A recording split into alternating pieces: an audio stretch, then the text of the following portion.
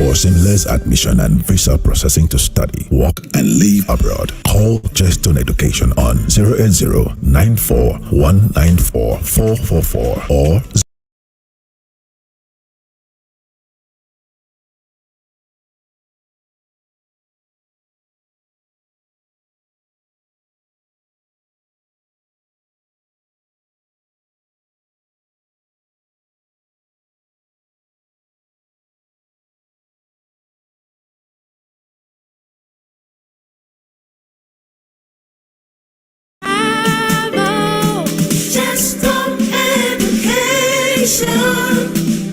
is all you need.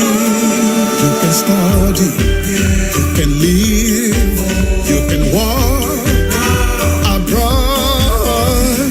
Jestone Education, actualizing dreams. for seamless admission and visa processing to study, work, and live abroad, call Jestone Education on 080-94-194-444 or 0909-8919-444. Jestone Education, actualizing career dreams.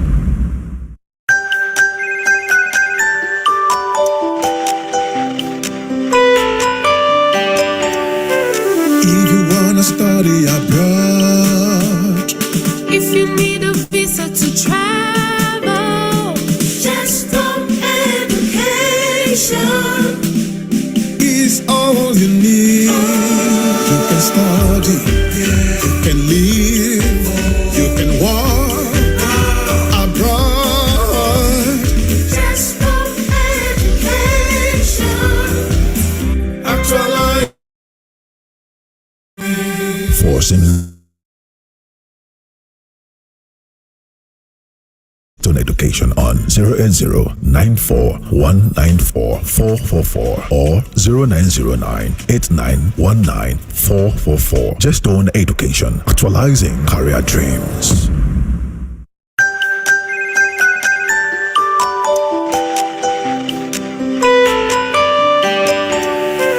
if you wanna study abroad. if you need a visa to travel, Is all you need. You can study, you can live, you can walk abroad. Jestone Education, Actualizing dreams. For seamless admission and visa processing to study, work, and live abroad, call Jestone Education on 080-94-194-444 or 0909-8919-444. Jestone Education, actualizing career dreams.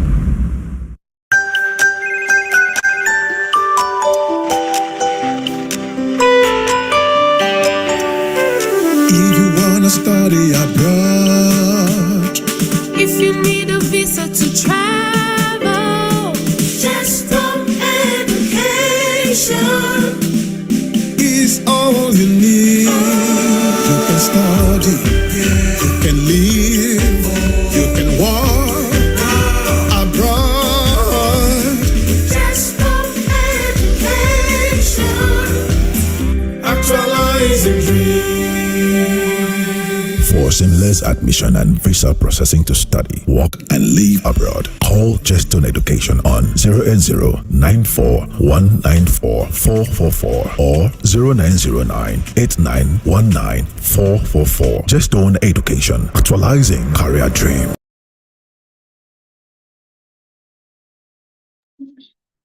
Good morning, everyone. Good morning, good morning, good morning. I hope you all can hear me. I hope we are having a good morning. So I'd like to welcome you all to the episode 3 of the Post-WAEC Study Abroad Pathway series from Jestone Education. And this is for all high school graduates, parents, guardians. It's a webinar series we've been having throughout the month of August with Jestone Education's lead consultant. We've had the episode 1, we've had the episode 2, and they were very insightful. And today we'll be having the episode 3, and we have one more episode to go for the month of August. and it's going to be for next week Friday as well. Last week, the lead consultant took us through different opportunities available for high school students, opportunities available for post-study, for professionals as well. So this week is going to be very much insightful as well. I hope you can stay to the end of the session so you can be able to make informed decision. With me here is the lead consultant of Just on Education, Mrs. Jessica Nkanta. Good morning, ma, and thank you for being with us today again. Are you ready to begin your presentation, ma? Yes, I am. Good morning, everyone, and thank you for joining our session. I'm hoping that at the end of this session, you're able to, like I always say, make an informed decision as to what you want to study and all, whatever it is that you plan to go on to, that you're able to make that informed decision based on what you're going to take off from this presentation this morning. I'm hoping that it's not going to be boring. I'll try as much as possible to take many questions, but please walk through as I speak about the slides. Can you see my screen now? Yes, ma. Yes, we can. Okay, so today we're talking about after high school, what next? This is similar to what we talked about last week, except that we're going to be going in depth in talking about the courses, what you need to know to select a course, and all that you need to do to get onto the right career for yourself. Once again, this is just an education. And we always say that we help you to explore the course options that you want to and the career path that you might be considering. It's not too late to change. I always say that to high school students, especially when they're just getting into uni. It's not late to change, make a decision on the destination, the career, whatever it is that helps make that decision seamless. Who are we? We are Jestone Education. We're certified by ISEF, which is one of the regulatory bodies for what we do. We're also British Council certified. So if you go onto the British Council website, we're also listed as one of the agents that is licensed to speak to you about making this decision of studying in the UK and outside of the UK. We have over 30 countries that we send students into and over 300 institutions across high schools, colleges, vocational colleges, and universities onto undergraduate programs, high school programs, programs such as the AP, Advanced Placement, the high schools in Canada or high schools in the UK, undergraduate programs, postgraduate programs, PhD programs, cuts across all the kinds of educational qualification that you might be considering. We have successfully placed over 5,000 students, and I always, say that with so much pride, how much lives we have impacted just by what we're doing. We've placed over 5,000 students that have gone on to do amazing things in several industries, and the ones who are currently in high schools or in universities at the moment. How do we do this? We do what we do. Sorry, I'm going to just change the slide. How do we do this? We do this through offering career counseling, and this is one of the things that we're doing this morning. It's very dear to our hearts in Jestone Education. Career counseling. This is what is going to help you make the right decision on the career you want to study, even much more than how much you want to pay and where you want to go to. First, you need to decide on the career you want to get into. And then we go on to the fast track admission process. The admission process is very, very seamless and smooth. It is fast track, like we've just stated it here. So if you use us for your application to study abroad, you're going to be getting a decision on your application quickly. And student visa processing, we also process your visa application. So we don't just leave you and then maybe just give you your offer letter and say, this is your offer, go and sort it. No, we walk you through the entire process until we also handle your visa application, get you the student support that you need after you've gotten your visa, and including the post visa support that we give to students, helping you settle in the country that you're going to, sorting your accommodation with you, and helping you enroll successfully on the program. So there's also the post-study student support that we give for students who have used our services and have finished their program. Yesterday, I was in a conversation with one of the students that we had placed, and I think they probably got on a call with me at about 8 o'clock, and I didn't get off that call till about 9 because we had things that we really needed to sort out. And this was a student who just graduated. We don't leave our students, regardless of what it is that you're going through. We do not leave our students. We walk you through the post-study service, and it's usually also very seamless because we're able to explain to you things based on experience that we have. Whether you're looking to go on to further education, you're looking to get on a job, you're looking to make a decision, maybe based on a change of country or whatever it is, we work with our clients and we ensure that that process is also seamless. Sorry, I need to switch this now. Okay, so setting the stage. Like I said, there are career opportunities, there's global mobility, there's personal growth.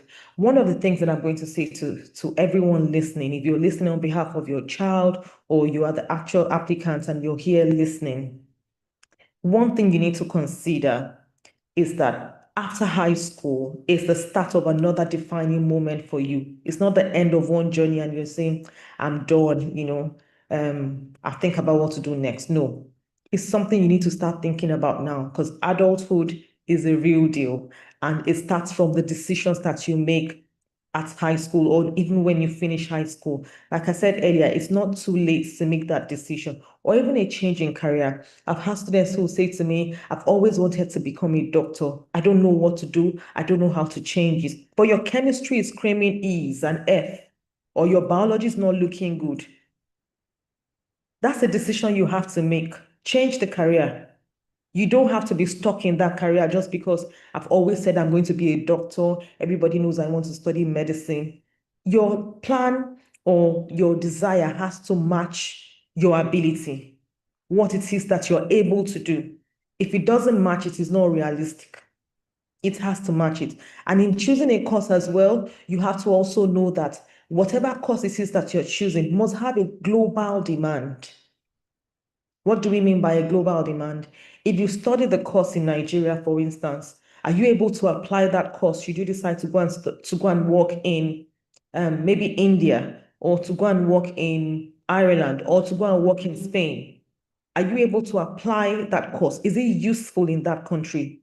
So one of the things you need to understand is once you're choosing a career, it must have a global demand, not a course that is only relevant in Nigeria, or a course that is going to be only relevant in UK, or a course that is going to be only relevant in America and not relevant anywhere else.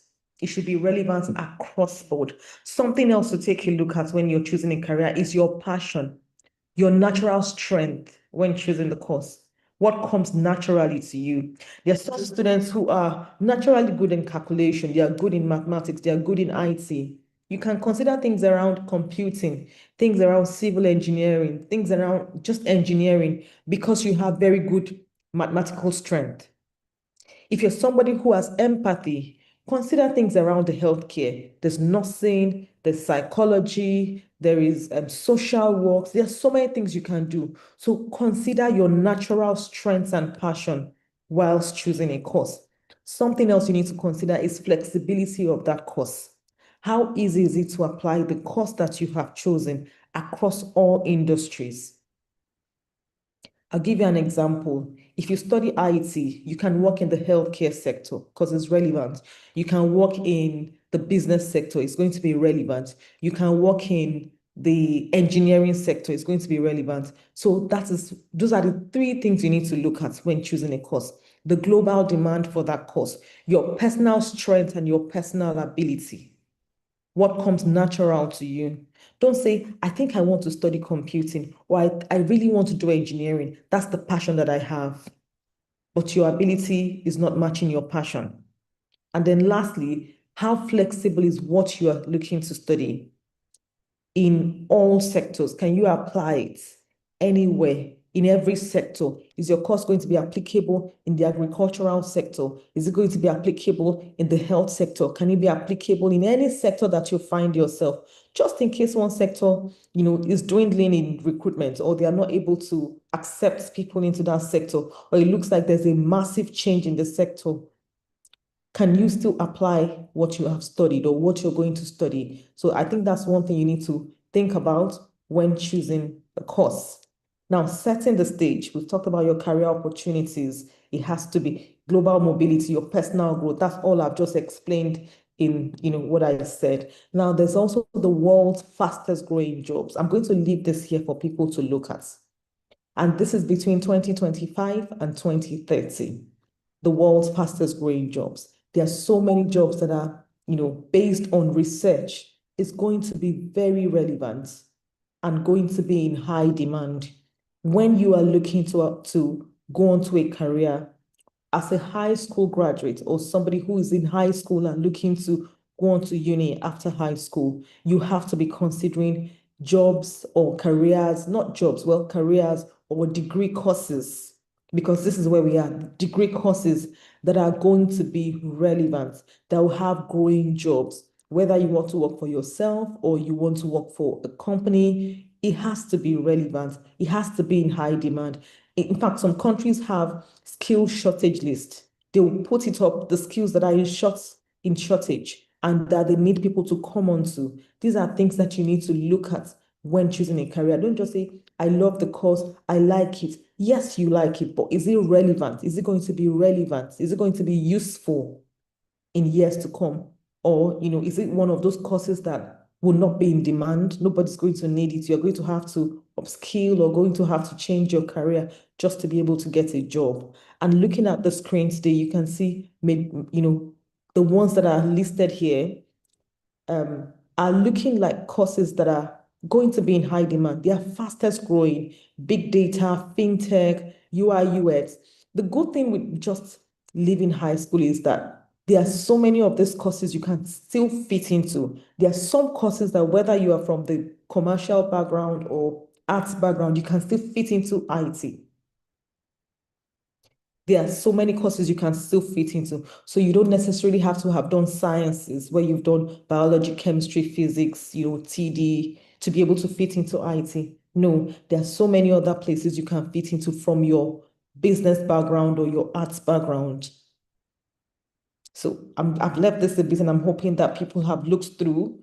I'm not saying this is all, but this is the fastest growing. So if you're looking to get into any field, start considering how you can fit into this field as soon as possible. The decision is crucial. The global market is evolving. Future skills are in demand, have been listed here. The right choice is yours.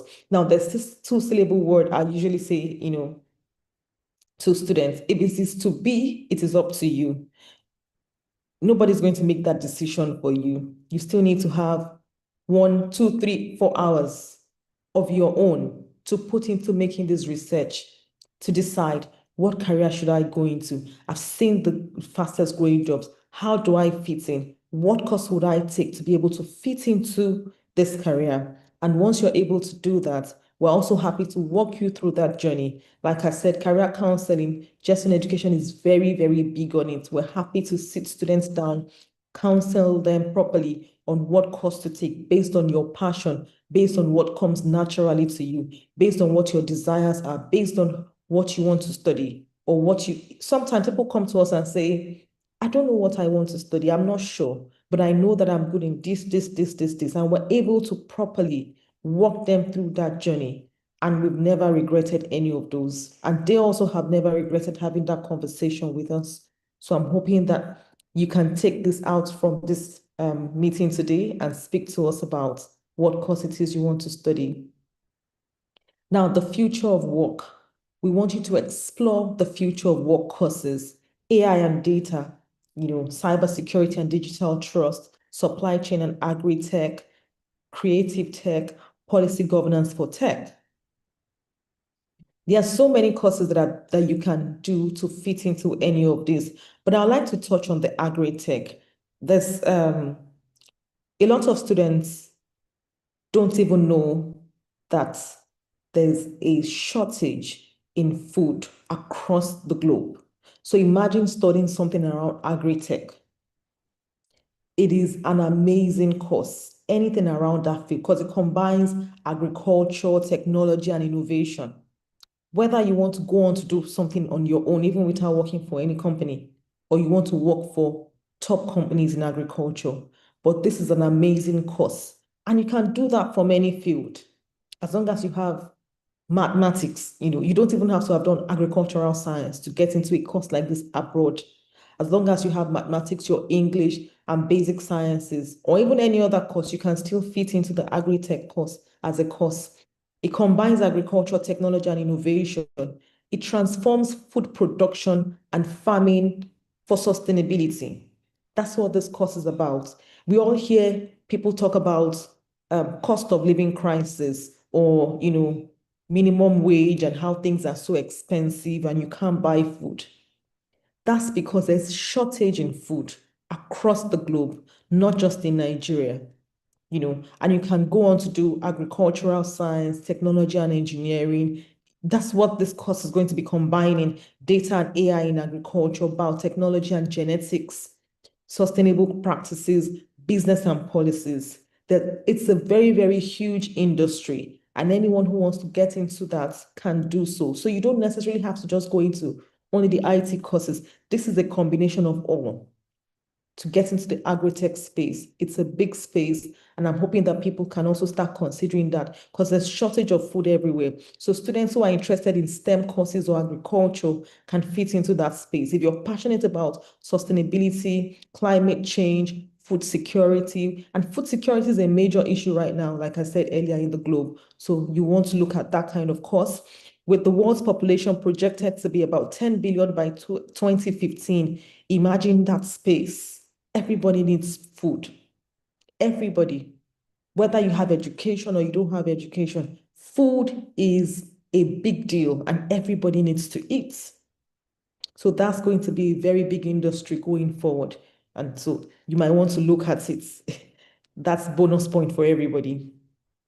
Again, that's also ways of food security and having food without, tampering with the climate that we have. So there's so many research around that industry. And if you look at that, I think it'll be a good one if you're not sure what to do yet and you have passion for agriculture or just have passion for food. Now, destinations and job needs. Like I said earlier, we handle applications for students into universities. So aside career counseling, this is our major goal. We handle applications and visas for people who are looking to study at our partner universities in the destinations that we currently have partner universities. So we're not just charity organization that just wants to do everything. There's a goal. Our goal is to place you into partner schools that we have. But there are also destinations and job needs in those regions. And if you look at the screen, you can see the UK has got needs for, like I said earlier also, there's the shortage job skill list for every country. The UK has listed theirs as the health and social care, engineering, business management, education, construction, and IT. Canada has also listed theirs as healthcare. If you take a look at all this, almost all the countries have healthcare as one of their needs. Some of them have fintech. UAE has fintech, business consulting, hospitality, events, media. Spain has tourism, logistics, sports, business. So if you're looking to go to any of this country, one of the things you need to first look at is the shortage skill list. What is this country looking for? What do they want? But aside doing that, also take note of the global demand. So you're not just taking what one country is in need of. Let it be something that you can apply to any country should you decide to move. Again, there's a lot of global mobility. People are moving from one end of the world to another, from one place to another. Consider a course that is going to be in global demand. But these are the countries and their job needs at the moment. So if you're looking at any of these countries, look at what they need. Ireland is in need of IT and software. That's the headquarters of, majority of the top companies in Europe. So you have Google in Ireland, you have a lot of companies, there's Facebook, there's so many companies in Ireland. That's their headquarters. They're always in need of IT and software graduates, or AI and machine learning. Healthcare is across globe. Almost all the countries will need healthcare. Pharmaceutical business is big in Ireland. And again, bonus points, if you're a master's student and you've studied pharmacy, you want to look at pharmaceutical business in Ireland. It's a massive one there, and they're always in need of people who have this skill to fit into their system. Please don't forget that you can drop questions as we go, and we will take them, at the end of this presentation. Questions on course selection. People have asked this question, and I think we answered majority of them last week. I can see them again today. Which country offers unique programs like aeronautic engineering, medicine, sports? A lot of countries will do that. Schools in Europe will offer this. In the UK, you can do a lot of schools have aeronautic engineering. Schools have medicine as well in Europe. Sports is big in the UK as well as Spain and some other countries. Aviation is big in the UK, big across the globe. In America as well, aviation is very big. Law is big across the globe. Some things AI will not take over for now. We'll still need lawyers to represent us in court. So law is still a big course and a professional course. And with law, you can always move on to another course if that's your plan. Some people have the first degree in law and they go on to do courses around business or even technology law or cybersecurity law. There's so much you can do with law. There are a lot of lawyers, can also work in the compliance space. So there's a lot you can do with that degree as well. I'm going to be skipping so we can take more questions today if you don't mind. Tosin, I hope I'm okay. So questions on entry requirements and academic pathways. The different countries that we have as our partner countries and schools that we have in those countries and their requirements to get into those countries. So the question says, can I start in one country and later transfer to another country? The answer is yes. You can start in one country, including starts from Nigeria and transfer to another country. We've had students who have moved from America to the UK, from Canada to the UK, from UK to other countries. Yes, that's possible. As long as what you've studied, you're able to prove that you've covered the relevant module for them to give you an advanced entry. Relevant module means admissions is going to look at what you've done in where you're coming from and see if you have covered the ones that they need to take off for you to then get into the next level of the program. So if you have done first year in Nigeria, that can take off doing foundation or A-level. If you've done OND, the same thing, you won't be needing to repeat your foundation or you won't be needing to do another IB or A-level. You go directly into year one. In some cases, you can go into year 2 of year 3 or year 2 of year 4. It depends on the school, depends on what results you have. Sometimes for advanced entry, it's not necessarily you just saying, I have done first year. How well have you done first year? So if a student comes to us and say, I have done 3 years in the university. Yes, you have done 3 years. We want to look at your grades. Did you pass what you did? Or did you just narrowly escape and jump on to the next? You have to properly pass those grades for you to get an advanced entry. But yes, you can transfer from one country to another country. I've started my university in Nigeria. Can I transfer to the UK? Yes, you can. Same for US, same for Canada. And we've done that over the years, help students transfer for the ones who are looking to transfer. Can I skip a foundation program if I already have an A-level result? The answer is yes. Actually, I'll say they are at par. If you have A-level, you don't need to do foundation. If you have foundation, you don't need to do A-level. But again, this is solely dependent on your grades. A-level result has just been released in the UK. Some students have come with B, C, D, or D, or graded and all that. It's dependent on your grades. But the answer is yes, if you have done well in your A-level, you don't need to do a foundation anymore, except in a case where a student has failed their A-level. And A-level is different from O-level. I said that as well earlier or last week. A-level is advanced. O-level is your WAEC, your IGCSE, your NECO. Those are O-level. What options do I have if I only have IGCSE and A-level? The option that you have if you have IGCSE and A-level is to go directly into a first-year degree program in the university. You don't need to take any other prerequisite course to get into the uni. Questions on study destinations. What is the general admission process like for the UK? Okay, for the UK, the general process is for high school graduates, so students who have WAEC or who have their NECO or students who have their IGCSE, the requirement will be to get onto an A-level program or to get onto a foundation program. That would be the requirement. Get onto an A-level program, get onto a foundation program, and afterwards progress to the university for your undergraduate program. An undergraduate program in the UK is for 3 years. Well, I'm saying 3 years for engineering, business, and so many other popular courses apart from courses around medicine.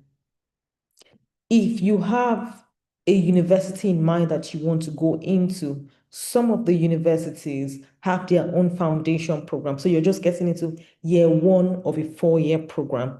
But the requirements will be for you to have your basic O-level results, your IGCSE, your NECO, or your WAEC, and you're able to get into any of these other programs leading to a degree program, or get into the university to do a 4-year program, foundation inclusive.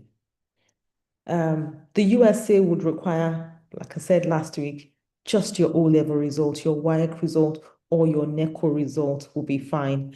However, some schools might ask you to provide your SAT result. Some might want to see your TOEFL result. It's dependent on the university, but the number one requirement is your WAEC result or your NECO result. In Canada, the same thing applies. The basic requirement will be your WAEC result or your NECO result.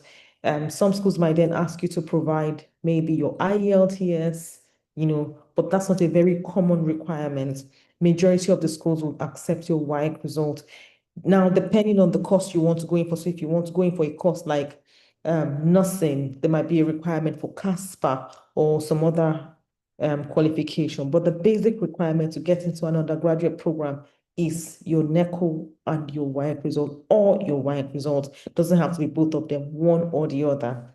European countries, majority of the schools, again, I think it's just across board, what you need is your O-level result. Across board, what you need will be your O-level result.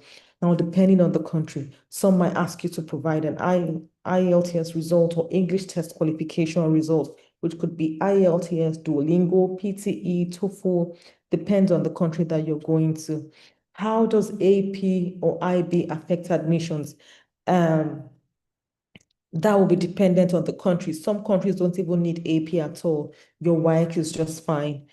If you have the AP, you can get advanced placement into some programs. So if you're going to the UK, you have your AP or your IB, you don't need to take foundation and you don't need to take A-level. This will just be fine.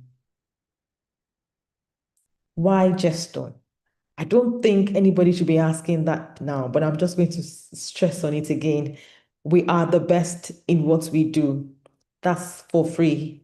We're the best in what we do. And we're licensed by not just universities, but by bodies that, regulate what we do in the industry. We're licensed by ISEF and we're licensed by British Council to do what we do. We're also licensed by the universities that we represent. So they've given us their license and they've said to us, go to your country or go to the countries in Africa and speak on our behalf. So we're speaking on behalf of universities and colleges that we work with.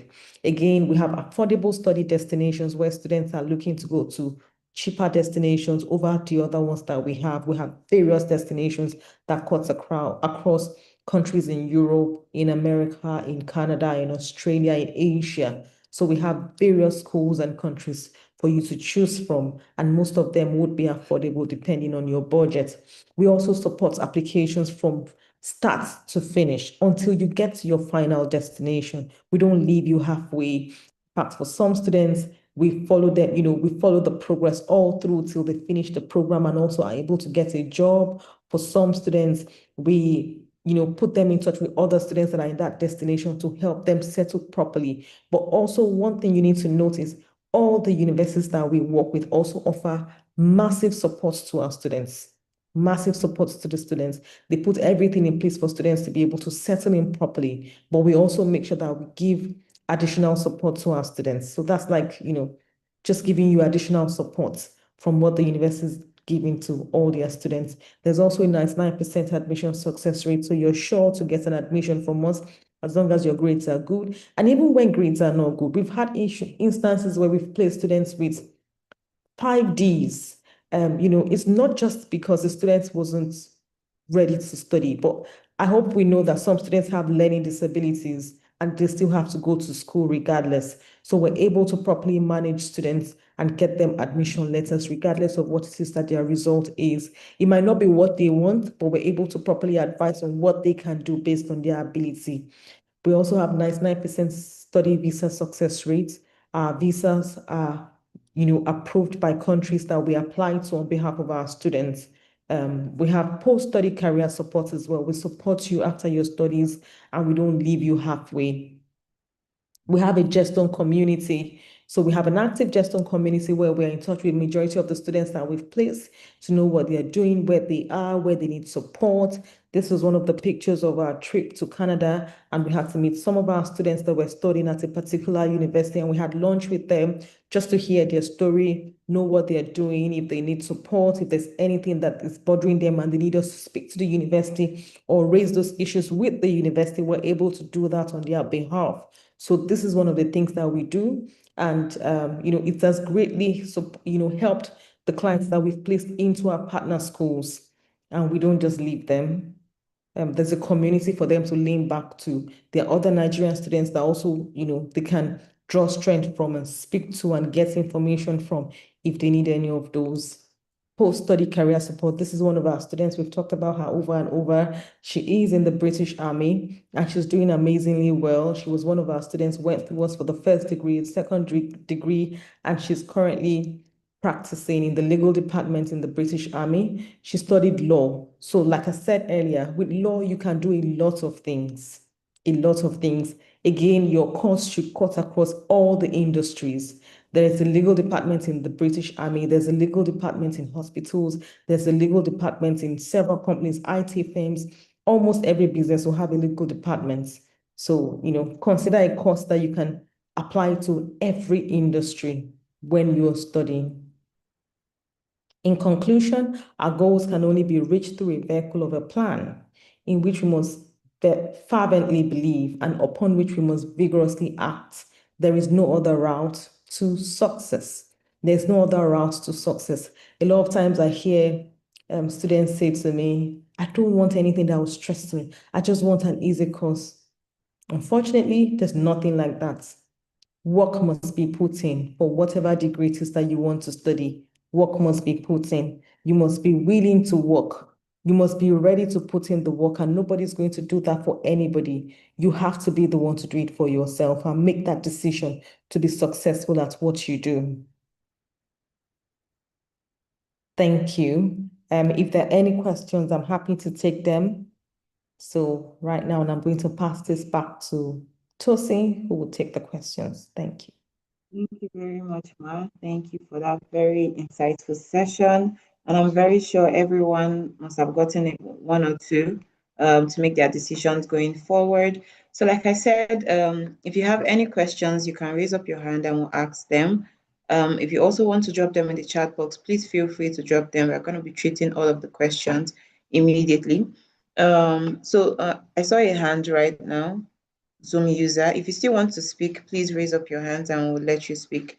So, Ma, there are some questions when you were speaking about the specific courses. Students here were dropping their own courses, the courses that they intend to study. So I'm just going to be calling all of the courses that I can see here so you can touch on them. So someone asked about civil engineering, marine engineering, petroleum engineering, lab technician, and linguistics. What are the prospects? What prospects do they have in studying abroad and even post-study? You can just help us touch on that.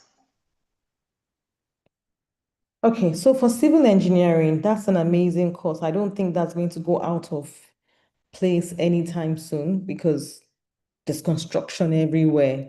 If you had looked at my slide, I think Ireland also had construction as one of the things that was in the shortage skill list. And so for a lot of other countries, civil engineering is never going to go off.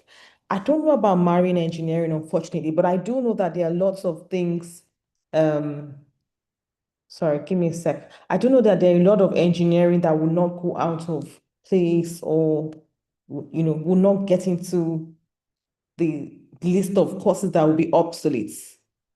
Marine can be good. We just need to do a bit more research on it. Again, because of now environmental engineering is big and marine has to do with water. So I don't think you'll be off, but maybe something around environmental engineering might be more flexible than the marine engineering. Again, please don't forget to do your research. I already said if it is to be, it is up to you. you have to do your research. But I would rather take a course in environmental engineering, which would probably be broad because then you touch on all aspects of the environment, marine inclusive, if I'm right. As opposed to just narrowing it down to marine. Don't forget that we said that the course has to have a global demand and must be flexible, ability to apply to every industry. So what's the ability to apply the marine engineering to other industries? I can do a quick search for that marine engineering because I'm a bit more interested in that. So when we say marine engineering, need for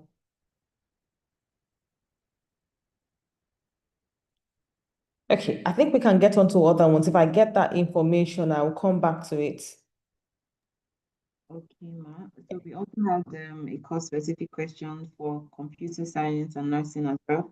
But yeah, like you have said, these things are in constant demand, especially for computer science. There are different branches of computer science. There's the IT and all of that. So I think it's a good course as well. And as for nursing too, it's the healthcare. People are always in need of care. So yeah. So there are questions regarding scholarships. So someone is asking if it's possible to get fully funded scholarship. About three people are asking the same question. However, Solomon went further to ask of exams that he can write so he can be open to foreign scholarships. So yeah. Okay, I'll take just one answer. I'm sorry, I'll give one answer that will cut across all the questions on scholarship. When it comes to scholarship, there's the need-based scholarship, there's the regional-based scholarship, and there is the merit-based scholarship. And scholarships will be dependent on the university that you're applying to. So if the university doesn't have scholarship, there's nothing we can do. Some of them will go on to advertise the scholarships that they have. Bear in mind that there are so many applications that will come in for the scholarship application, and they have to give it to the best candidates. It's either the candidate with merit or the candidate that needs it the most, or merit and need, and again, region, where's the person coming from? Is it from a region that really needs support? Those are the things that universities will look at. We cannot sit here and say you're definitely going to get scholarship because we need to see your grades. We need to know what country you want to go to.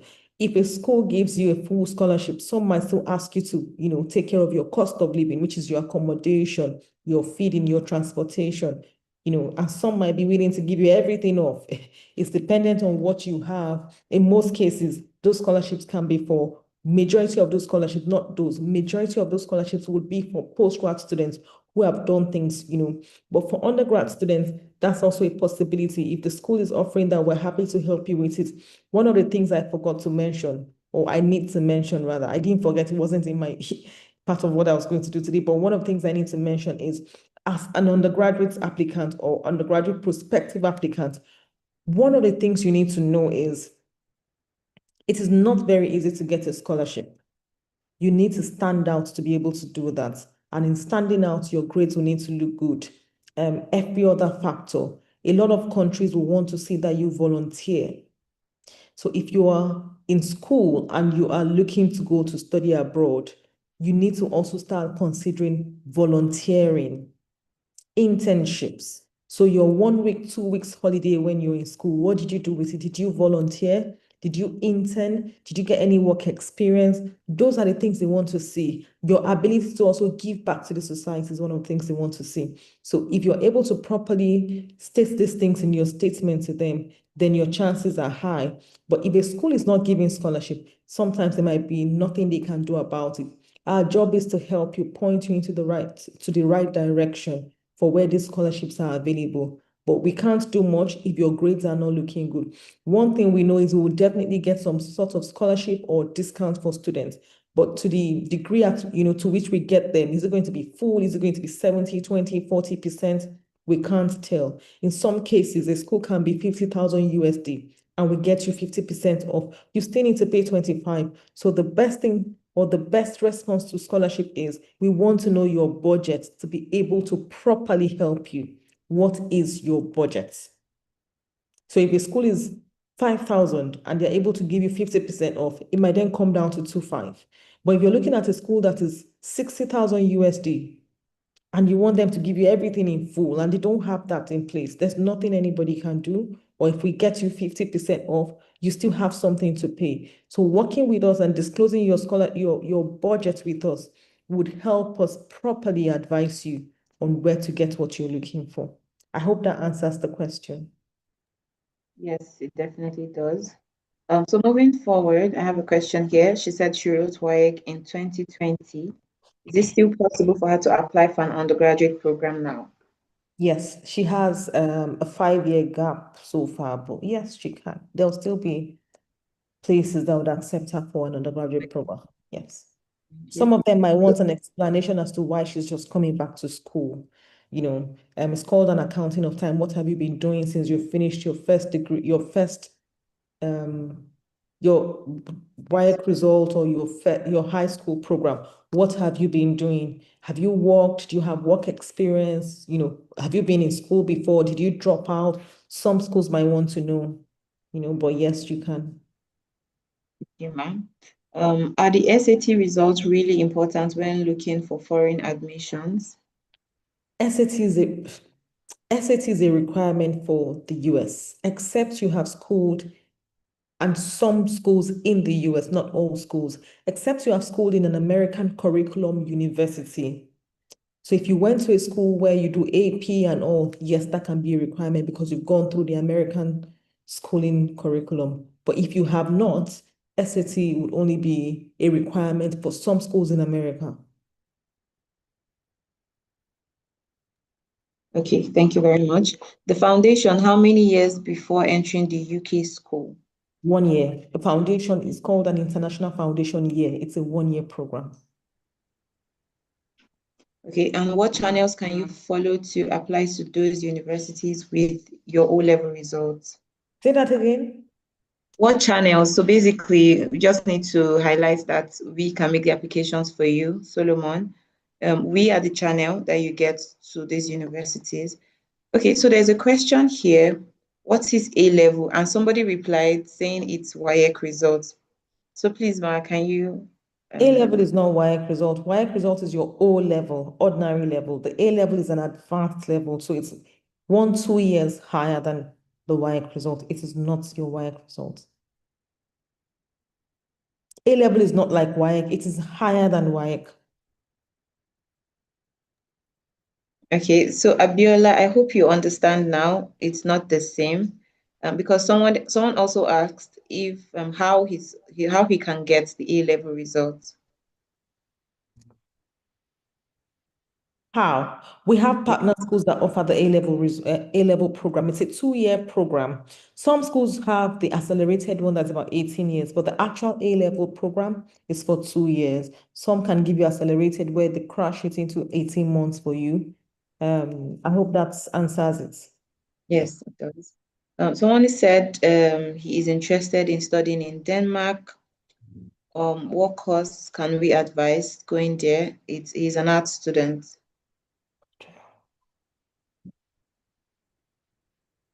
For Denmark, I know that the shortage skill list has engineering as one of the things that they really need people to come on to study. But I'm not going to say you shouldn't study anything in arts if that's what you're already convinced to do, There might be some part of art that is in the shortage skill list, but I'm sure of engineering at the moment. That's what they really need people to come and study. All right, thank you, ma'am. Are there universities in Canada to study architecture that are affordable? No, I don't know what affordable means. It's relative. So for some people, affordable can be 40,000. For some people, affordable can be 10,000. So I will not be able to answer to the affordability, but I can tell you that there are a few universities in Canada that offer architecture. It is highly competitive to get into architecture in Canada. Something that some students might also want to consider is maybe going through colleges and doing things around architectural technology and afterwards getting into architecture, because architecture is highly competitive and is not offered by too many schools in Canada. Okay, thank you, ma'am. So someone is asking, after the 1-year foundation, will they be coming back to Nigeria? So it depends on, how do I answer? There's a There's a clause to how you can apply for your visa when you do the foundation. Depends on when you started, depends on how soon the next program is going to start for you to apply for your visa within the country.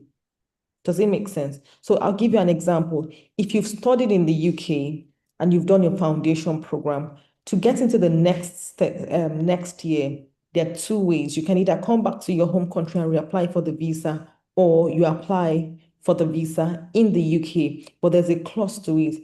If the next start of your program is within 28 days of the last and the visa expiration, then yes. So when your visa expires in the UK, if when your other program is going to start, you have just 28 days, then it's okay. But if it's like 3 months before the next program starts, you might need to leave the country. But again, these are the things that we advise you when you are working through, with us. For some programs, you don't even need to leave the country. It's just straight.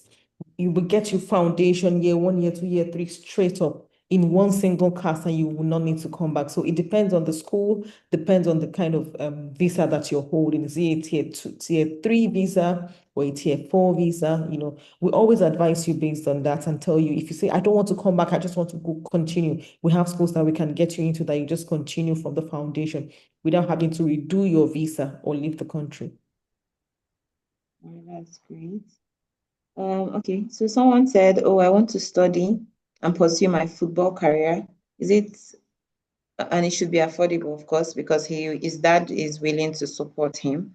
So what country can he go to pursue his football career?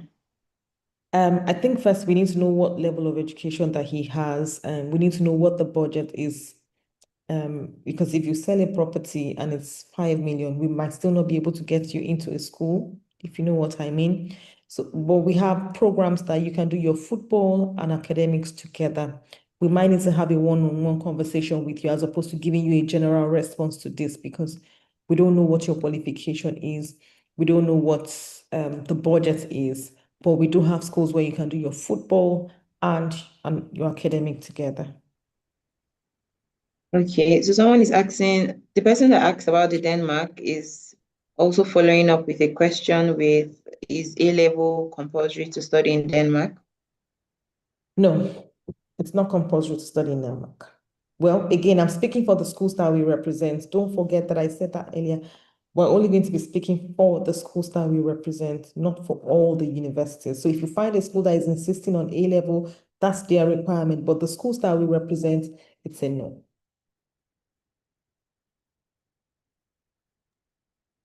Okay, so we are going to be moving fast now. So I'll just be taking the questions that she's yet to speak about. For course-specific questions, you can reach out to your assigned advisor. If you also want to book a one-on-one, you can also send them a message and would help you book one. Our lead consultant has to be out of here by 11, so we are trying to move very fast. So someone said he finished his A-level program this year and would like to register for a university in the UK through Jestone. He'd like to know the process, if the process will be free through our platform. Yes, for the UK, the process is free. If you finished your A-level program and you want to begin your undergraduate program, we're able to help you. We have over 70 universities in the UK that we represent, and we're able to get you into it depending on your grades. All right, thank you. Oluwaseun, you stated that you want to study in Canada, and you want to study computer science. Please reach out to your assigned advisor. If you're unable to reach them, we'll also drop our contact details in the chat box. You can call any of the numbers there, and we would assist you with your application. Okay, I'm just moving through so we can just reach the questions that we're yet to answer. Still a question on the football. Please speak with your assigned advisor, and they would guide you. Someone is asking the budget to study nursing in USA. It's a very broad question. There's over 4,000 institutions in America. Some schools can be 12,000, 13,000, 14, 15,000 and above. America is a very big place with so many institutions, but I would say on the average, work with 15,000 USD, depending on the school we find. There are also community colleges that could offer cheaper, maybe 13, 14,000, but it's a very broad question. Dependent on the school, the location, are you asking for just the tuition or all inclusive? I think it's best to have a one-on-one with us. All right, thank you, ma'am. Okay, so Toluwalope, you detailed down your budget is 11,000 Canadian dollars for architecture in Canada. So please reach out to your assigned advisor. They would get you options for the universities we represent in Canada, and we can move forward from there. So Deborah is asking for age limits. Are there age limits? Yeah, there are age limits depending on some countries. Ireland 16, UK 16. We can also get you if you're 15 into a school, but probably need to be like a sixth form college to begin the program. So yes, some countries have age limits, but I would say 16 years should be fine, or 15 plus, again, depending on when you turn 16. If you're 14, we definitely need to get you into a sixth form college or even into year 11 again, but yes, there's age limits. All right, thank you, ma'am. Canada as well, we can get them at 16 or, yeah. All right, that's great. So someone is asking the schools that are available for admission right now.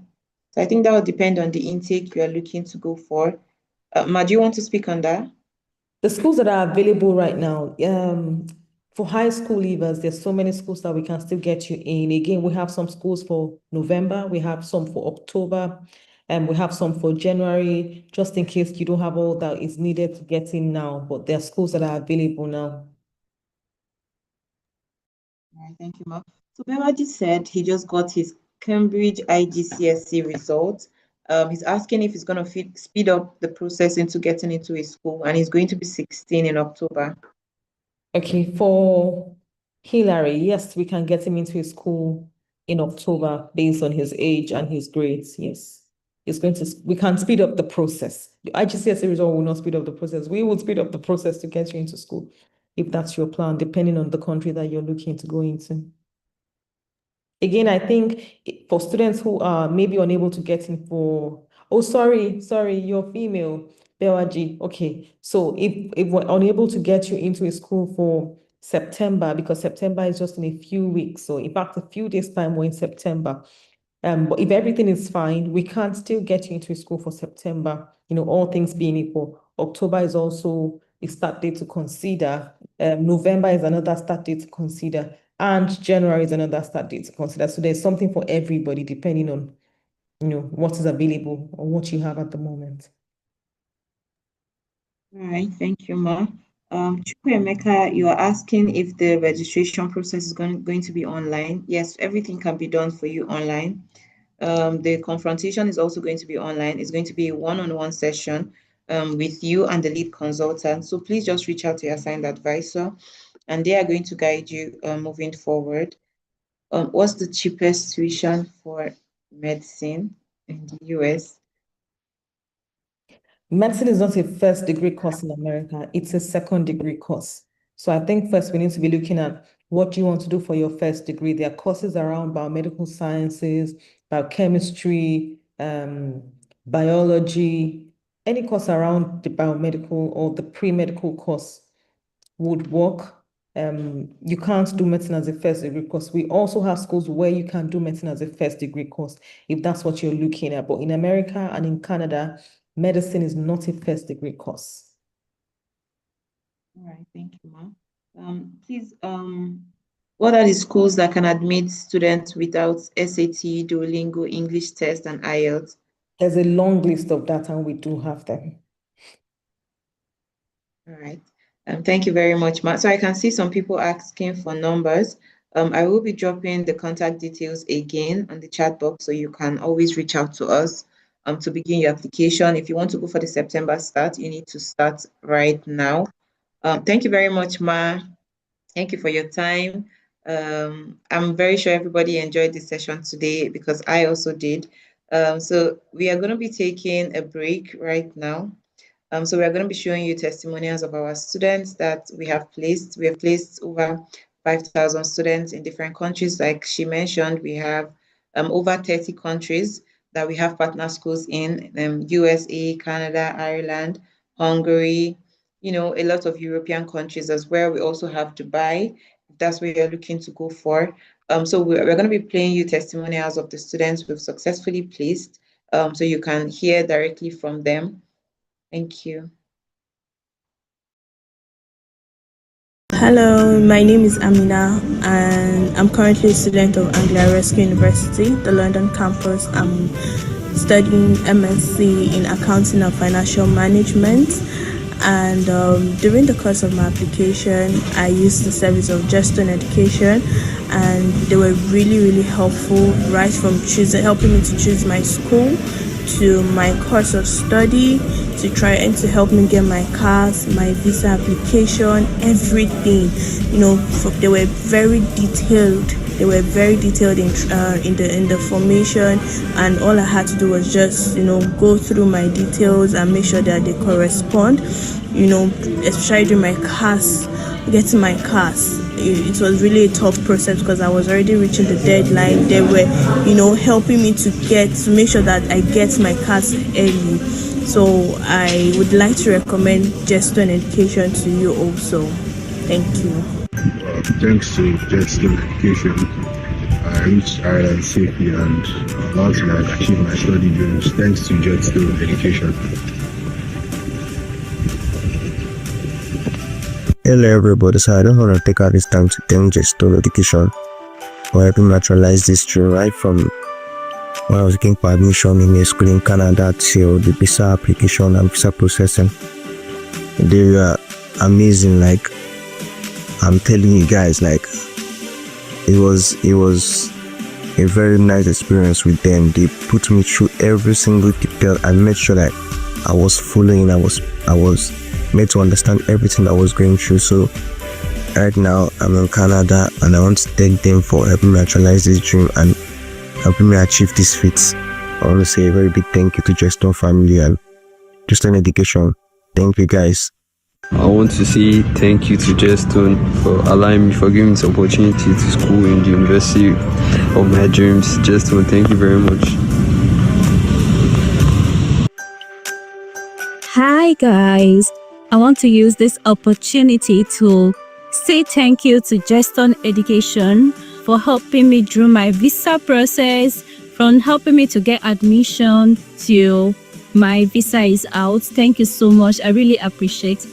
Guys, today I'm in the class having my lectures, all thanks to Jeston Education. So if you want to travel to any country for your study, please make sure you contact Jeston Education. Thank you. Hi everyone, I'm Abigail. I'm David.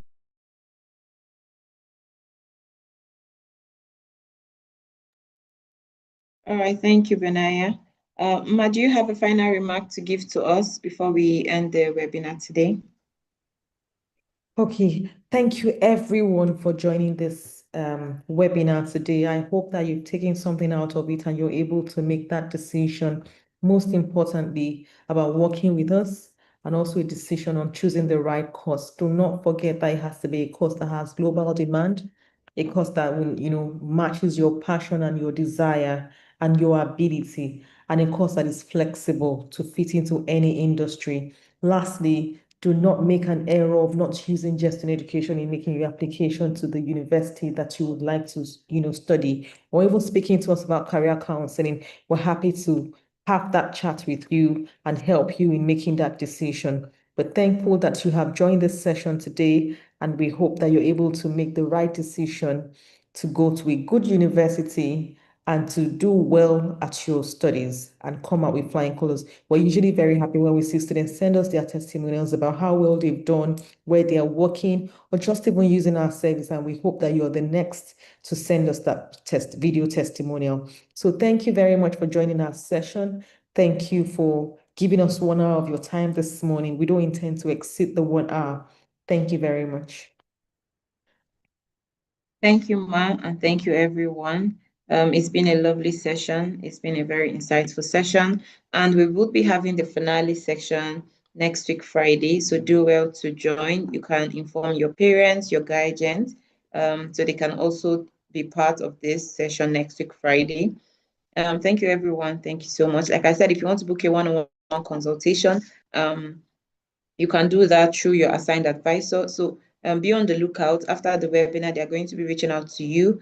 They're going to be reaching out to you via email, WhatsApp, phone call, and text message as well. So you can be able to, you know, ask questions that you were unable to.